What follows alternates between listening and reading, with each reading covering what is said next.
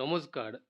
আজকে আমরা এই ভিডিওতে আলোচনা করব এমন একটা টিউমারের সম্পর্কে যেটা পুরোপুরিভাবে পেডিয়াট্রিক এজ গ্রুপের মধ্যে পড়ে থাকে।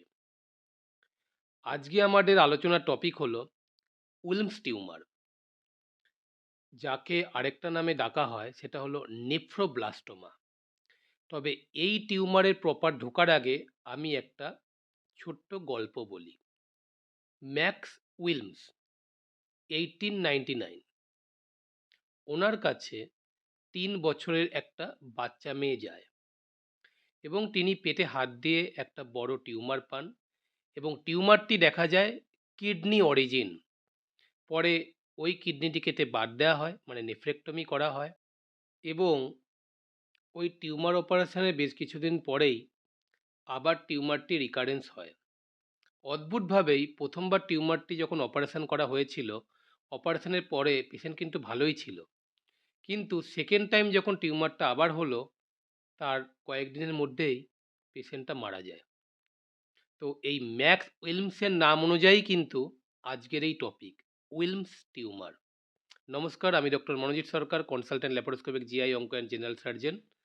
তো আজকে আমরা দেখে নিই যে এই টিউমারের বিশেষত্ব, তার কী কী প্রেজেন্টেশন হয়ে থাকে এবং তার ট্রিটমেন্ট কী, এবং অবশ্যই আমি এখানে বলবো যে কোন বয়সে বাচ্চাদের ক্ষেত্রে এই টিউমারটি আমরা দেখতে পাই। উইলমস টিউমার হলো বাচ্চাদের ক্ষেত্রে মোস্ট কমন কিডনি টিউমার।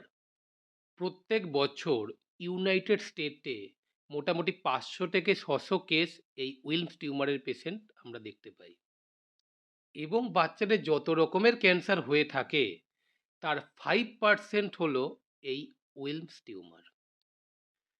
এবং ইউরোপ এবং নর্থ আমেরিকার মতো ডেভেলপড কান্ট্রিতেও এই উইলমস টিউমার প্রতি 10,000 জনের মধ্যে একজনের আমরা দেখতে পাই।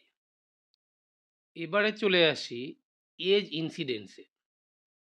ছেলেদের ক্ষেত্রে সবথেকে বেশি 1 বছরের ক্ষেত্রে বাচ্চাদের দেখতে পাই, এবং মেয়েদের ক্ষেত্রে মোটামুটি 1 থেকে 3 বছরের বাচ্চাদের ক্ষেত্রে আমরা দেখতে পাই। এবারে এই টিউমারের প্রেজেন্টেশন কি হয়? এই টিউমারের একটা অদ্ভুত প্রেজেন্টেশন, যেটা একটা ট্রায়াড বলা চলে, মানে 3টে ফিচার্স এই টিউমারের থাকবেই, মানে এই পেশেন্টের ক্ষেত্রে। একটা হলো, আমার কাছে যখন পেশেন্ট আসবে তখন আমি প্যালপেবল একটা মাস পাবো, মানে পেটের বাইরে থেকে হাত দিয়ে বুঝতে পারবো যে পেটের মধ্যে একটা টিউমার আছে। 2 নম্বর হলো পেশেন্টের জ্বর থাকবে, এবং জ্বরটা কিন্তু ইউজুয়ালি ওষুধেও কমবে না। আর 3 নম্বর হলো হিমাচুরিয়া থাকবে, মানে প্রস্রাবের সাথে রক্ত বেরোবে। এই 3টে হলো এই টিউমারের মেন ক্লিনিক্যাল প্রেজেন্টেশন। এছাড়া 25% ক্ষেত্রে পেশেন্টের হাইপার টেনশন থাকে, মানে প্রেশার হাই থাকে। এই উইলমস টিউমারের সাথে আরও অনেক কিছু কনজেনিটাল অ্যানোমালি অ্যাসোসিয়েটেড থাকতে পারে। তার মধ্যে হলো অ্যানআইরিডিয়া, গ্লকোমা কিংবা বেকউইট সিন্ড্রোমের মতন অ্যানোমালিও কিন্তু এই উইলমস টিউমারের সাথে অ্যাসোসিয়েটেড থাকতে পারে। এবারে চলে যাচ্ছি স্টেজ অফ উইলমস টিউমার। এর 5টা স্টেজ আছে, আমি এখানে একটা ফটো অ্যাড করে দেব, সেটা দিয়ে আমি কিছুটা বুঝিয়ে দেব। বাট আমি আপাতত এখানে বলে দিচ্ছি যে এর 5টা টোটাল স্টেজ হয়। ফার্স্ট স্টেজ হলো টিউমারটা কিডনির মধ্যেই রয়েছে এবং এটা কমপ্লিটলি রিসেক্টেবল, মানে কেটে বাদ দেওয়া যাবে।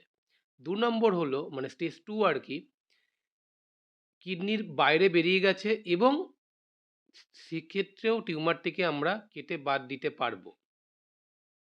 স্টেজ 3 হলো কেটে তো বাদ দেবো, কিন্তু তা সত্ত্বেও রেসিডুয়াল টিউমার, মানে কিছু টিউমার থেকে যাবে এবং সেগুলো পজিটিভ হলেও হতে পারে।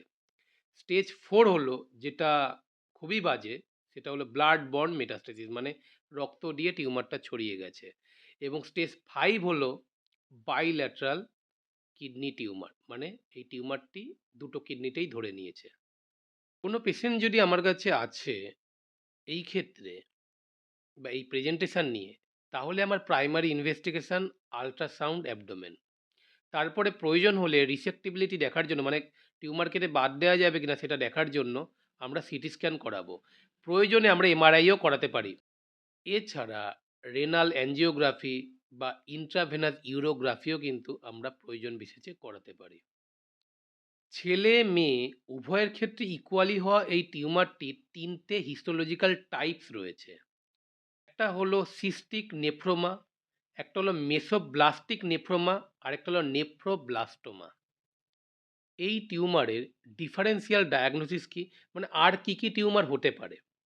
একটা হলো অ্যাড্রেনাল টিউমার হতে পারে, পলিসিস্টিক কিডনি ডিজিজ হতে পারে, রেট্রোপেরিটোনিয়াল টিউমার হতে পারে, বা রেনাল সিস্টও হতে পারে। ট্রিটমেন্ট কি? স্টেজ অনুযায়ী ট্রিটমেন্ট নির্ভর করে থাকে। স্টেজ 1 এবং 2 এর ক্ষেত্রে আমরা বেসিক্যালি নেফ্রেক্টমি করব, ফলোড বাই রেডিওথেরাপি আমাদেরকে দিতেই হবে। এবং যদি আনরিসেক্টেবল থাকে তাহলে সেক্ষেত্রে কেমো বা রেডিয়েশন দিয়ে রিসেক্টেবল স্ট্যাটাসে গেলে তবে সেক্ষেত্রে প্যালিয়েটিভ সার্জারিও কিন্তু করা হয়ে থাকে। এবারে চলে আসি প্রগনোসিস, মানে এই টিউমার নিয়ে পেশেন্ট কতদিন সার্ভাইভ করতে পারে। 80% ক্ষেত্রে বলা আছে যে 5 বছর পর্যন্ত এই পেশেন্ট বাঁচবে অপারেশনের পরেও। এবং যদি পেশেন্টের ইমিউনিটি স্ট্যাটাস বা বডি কন্ডিশন ভালো থাকে তাহলে আর কয়েক বছর, কিন্তু মোটামুটি 5 বছর পর্যন্ত পেশেন্ট বাঁচতে পারে অপারেশনের পরেও।